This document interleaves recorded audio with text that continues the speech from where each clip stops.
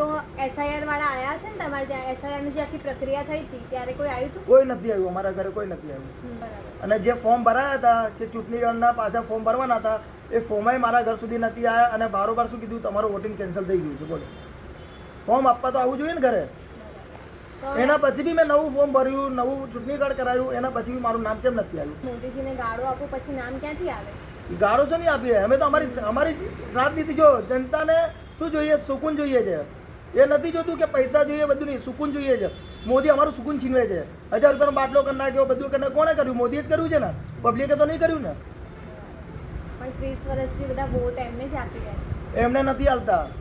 એકવાર બેરોલ પેપરથી વોટિંગ કરી જો, ખબર પડી જશે મોદીને વોટ મળે છે કે કોંગ્રેસને મળે છે કે આમ આદમી પાર્ટીને મળે છે. મશીન તો એમની જ છે. બેંગ્લોર ચલાવે છે કોણ? મોદી જ ચલાવે છે. તો હવે આગળ શું કરશો? વોટ તો આપ્યો નહીં. વોટ નથી આપે તો શું આગળ જોઈએ છે? આગળ વોટ 2027માં ચુનાવ આવે છે, એમાં જોઈએ છે યાદીમાં નામ આવે છે કે નહીં આવતું. એ પછી અમે બી આગળ પ્રક્રિયા કરીશું.